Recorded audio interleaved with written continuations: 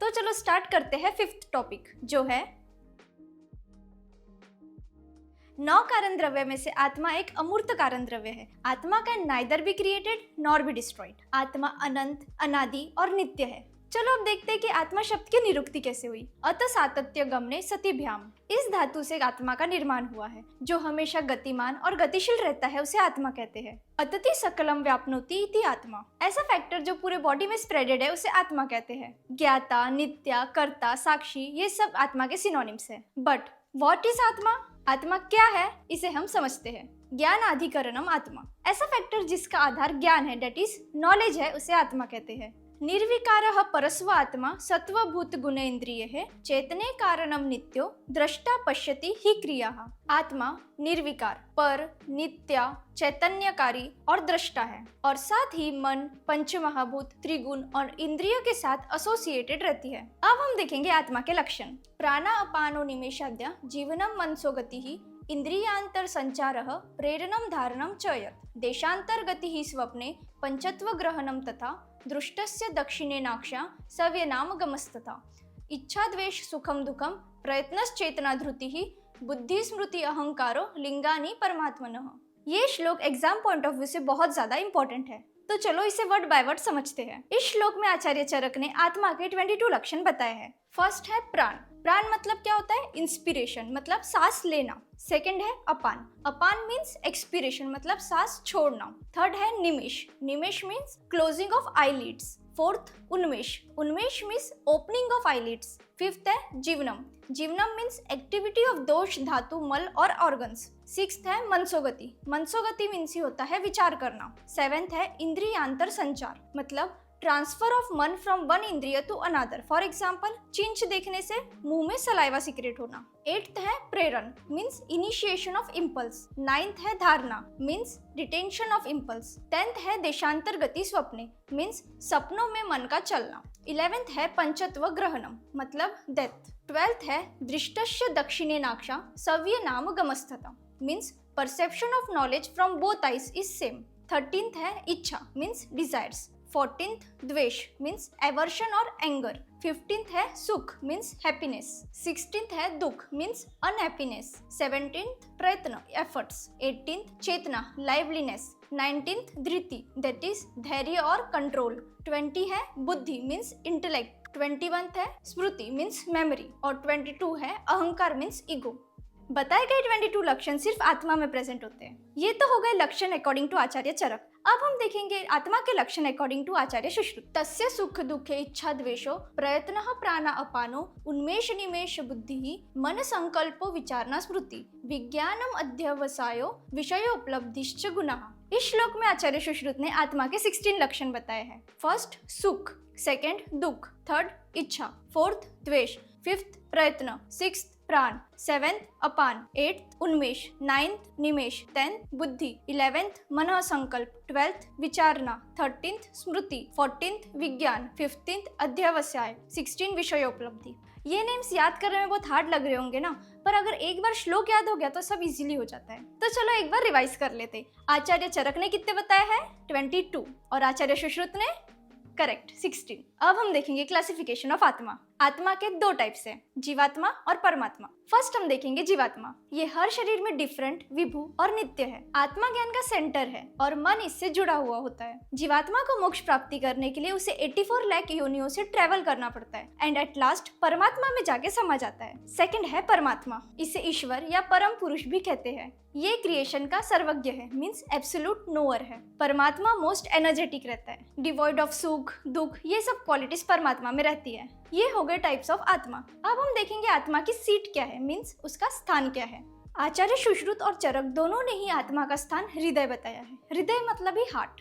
आत्मा के 14 गुण बताए गए हैं। संख्या, परिमाण, पृथकत्व, संयोग, विभाग, इच्छा, द्वेष, प्रयत्न, बुद्धि, सुख दुख, धर्म, अधर्म, भावना। अब हम देखेंगे इस टॉपिक का लास्ट पॉइंट जो है आत्मा ज्ञान प्रवृत्ति। जैसे कि हमें पता है आत्मा ज्ञान अधिकरण है, बट ज्ञान की प्राप्ति के लिए इसे मन, इंद्रिय और अर्थ का संयोग होना जरूरी है। आत्मा अकेले ज्ञान की प्राप्ति नहीं कर सकती। हैंस हम ऐसे कह सकते हैं कि ज्ञान की प्राप्ति के लिए आत्मा के साथ साथ मन, इंद्रिय और अर्थ का होना भी जरूरी है। इसे हम एक एग्जाम्पल के साथ समझते हैं। For example horse chariot. अगर आत्मा को हम हॉर्स चैरियट के ओनर से कंपेयर करते हैं तो बुद्धि को हम ड्राइवर से करेंगे, मन को पुलिंग रोप से करेंगे, शरीर को चैरियट से करेंगे और इंद्रियों को हॉर्सेस से करेंगे। चलो स्टार्ट करते हैं अपना 6th टॉपिक जो है पुरी शरीरे शेते इति पुरुषः। पुर और उष इन 2 वर्ड से मिलकर पुरुष ये शब्द बना है। पुर का मीनिंग होता है शरीर और उष का मीनिंग होता है रिसाइड या वास करना। In short we can say that the one which resides in शरीर इज नोन एज पुरुष। पुरुष के बहुत से टाइप्स हैं, इसे हम टेबल फॉर्म में समझेंगे। फर्स्ट है एक धात्वात्मक पुरुष। इसमें आत्मा दैट इज चेतना धातु को ही पुरुष कहा गया है। सिमिलरली इन द्विधात्वात्मक अग्नि, सोम और क्षेत्र क्षेत्रजनों को पुरुष कहा गया है। इन त्रिधात्वात्मक त्रिदंड जो है सत्व आत्मा शरीर, त्रिगुण दैट इज सत्व रजस तमस और त्रिदोष दैट इज वात पित्त कफ को पुरुष कहा गया है। इन षड धात्वात्मक चेतना धातु और पंच महाभूत, इन त्रयोदश धात्वात्मक त्रिदोष, सप्त धातु और त्रिमल, इन सप्तदश धात्वात्मक आत्मा, एकादश इंद्रिय और पंच तन्मात्रा, इन चतुर्विंशति तत्व पुरुष और राशि पुरुष, अष्ट प्रकृति दैट इज अव्यक्त, महत, अहंकार एंड पंच तन्मात्रा विथ षोडश विकार दैट इज एकादश इंद्रिय एंड पंच महाभूत, इन्हें पुरुष कहा गया है। 8th पंचविंशति तत्व पुरुष जिसमें चतुर्विंशति तत्व और पुरुष को कहा गया है। 9th है चिकित्सा पुरुष। चिकित्सा पुरुष में आता है त्रिदंड दैट इज सत्व, आत्मा और पुरुष। 10th है कर्म पुरुष जिसमें आता है जीवात्मा। 11th है अतिवाहिक पुरुष और सूक्ष्म शरीर जिसमें आत्मा जो कि डेथ के बाद शरीर से निकलती है उसे एज अ पुरुष कंसीडर किया गया है। इसी के साथ टॉपिक 6 यहीं समाप्त होता है। तो चलो देर ना करते हुए स्टार्ट करते हैं टॉपिक 7 जो है मन। ये एक मूर्त कारण द्रव्य है। मन्यते अवबुध्यते ज्ञायते अनेनिति मनः। ये मन की निरुक्ति का श्लोक है। जिसके थ्रू नॉलेज का परसेप्शन होता है उसे मन कहते हैं। चित्त, हृदय, मानस, मन एक्सेट्रा ये सब मन के सिनोनिम्स हैं। अब हम देखेंगे मन के लक्षण। लक्षणम मनसो ज्ञानस्य अभाव भाव एव च स अति हृत आत्मे इंद्रियार्थानां सन्निकर्षे न वर्तते वैवृत्त्यान मनसो ज्ञानम सात्रिध्यात तच्च वर्तते। ज्ञान का परसेप्शन होना दैट इज भाव होना और ज्ञान का परसेप्शन नहीं होना दैट इज अभाव होना, ये जिस पे डिपेंड करता है उसे मन कहते हैं। इसे हम नॉर्मल लाइफ से रिलेट कर सकते हैं। कभी कभी ऐसा होता है कि हम कुछ सोचते रहते और उस सोच में इतना डूब जाते कि आसपास क्या हो रहा है हमें उसका बिल्कुल ज्ञान नहीं होता। ये ज्ञान तभी होता है जब हमारा मन उस चीज से जुड़ा हुआ होता है। यही इस श्लोक का मीनिंग है। इस एग्जाम्पल के थ्रू हमने मन के लक्षण को समझा। जैसे कि मैंने आत्मा में बताया था, आत्मा, मन, इंद्रिय और अर्थ इन सब के कनेक्शन से ही ज्ञान की प्राप्ति होती है। चंचलम ही मनः, मन चंचल होता है दैट इज अनस्टेबल। आत्मे इंद्रियार्थ सन्निकर्षे ज्ञानस्य भावो अभावश्च मनसः लिंगम। अकॉर्डिंग टू दिस श्लोक ज्ञान की प्राप्ति तभी होती है जब आत्मा, मन, इंद्रिय और अर्थ इन सब का कनेक्शन होता है। इफ मन एब्सेंट है तो ज्ञान की प्राप्ति नहीं होगी। तो चलो अब देखेंगे मन के गुण। अनुत्वम अथ च एकत्वम द्वौ गुणो मनसः स्मृतो। मन के 2 गुण बताए गए हैं जो है अनुत्व और एकत्व।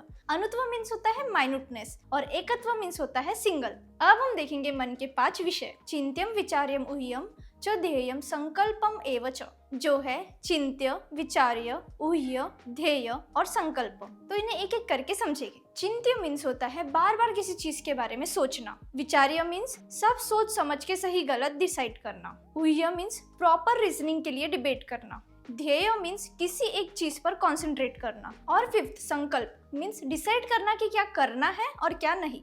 अब हम देखेंगे मन के कर्म। इंद्रिया अभिग्रह कर्म मनसः स्वस्य निग्रह ऊहो विचारश्च परम ततः बुद्धि प्रवर्तते। मन के मेनली 2 कर्म बताए गए हैं जो है इंद्रियाभिग्रह और स्वस्य निग्रह। इंद्रियाभिग्रह मीन्स इंद्रिया को कंट्रोल करना कि वो अहित विषय को परसीव ना करे और स्वस्य निग्रह मीन्स सेल्फ कंट्रोल। अब हम देखेंगे इन्फ्लुएंस ऑफ पंचमहाभौतिक आहार एंड औषध ऑन मन। ऐसा कहा गया है कि मन अन्नमय है, मीन्स इफ अन्न शुद्ध रहेगा तो डायरेक्टली मन भी शुद्ध हो जाएगा। जिस तरह का आहार या औषध लिया जाएगा उसी के अकॉर्डिंग मन का निर्माण होगा। इसी के साथ टॉपिक 7 यही समाप्त होता है। तो चलो स्टार्ट करते हैं टॉपिक 8 जो है इस टॉपिक में हमें रिलेशन ऑफ पंच महाभूत और त्रिगुण को समझना है। जैसे कि हम देख सकते हैं कि पृथ्वी महाभूत में तमोगुण प्रधान होता है। सेम आप महाभूत में सत्व और तमोगुण, तेज महाभूत में सत्व और रजोगुण, वायु महाभूत में रजोगुण और आकाश महाभूत में सत्वगुण प्रधान होता है। इसी के साथ टॉपिक 8 यहीं समाप्त होता है। तो चलो स्टार्ट करते हैं इस चैप्टर का लास्ट टॉपिक, जो है पूर्व मीमांसा दर्शन ने कुछ कारणवश तम को एज अ तेंथ मूर्त द्रव्य माना है। उसका पहला कारण है तमस में नील कृष्ण वर्ण that is blue black colour और गति दैट इज मूवमेंट है। नील कृष्ण वर्ण ये तमस का गुण है और गति ये कर्म है। और द्रव्य की तो डेफिनेशन ही यही है, जिसमें गुण और कर्म कोएग्जिस्टेंटली रहते हैं उसे द्रव्य कहते हैं। सेकंड है hence according to them there is no problem in accepting तमस एज तेंथ सेपरेट द्रव्य, बट आचार्य चरक, न्याय दर्शन और वैशेषिक दर्शन तमस को तेंथ गुण नहीं मानते। इसके कुछ रीजंस है, जो है फर्स्ट, इसमें द्रव्यत्व नहीं है। सेकंड, इसका कोई अधिष्ठान नहीं है। थर्ड, कोई इंडिपेंडेंट एग्जिस्टेंस नहीं है। फोर्थ, अंधेरे में ऑब्जेक्ट्स हम देख नहीं सकते। फिफ्थ, इसका गुण और कर्म सिर्फ इल्यूशन है, रियल नहीं। सिक्स्थ, इसमें प्रकाश का अभाव है। इसी के साथ द्रव्य विज्ञानियम चैप्टर यहीं समाप्त होता है। Thank you for watching this video. Stay healthy and keep simplifying.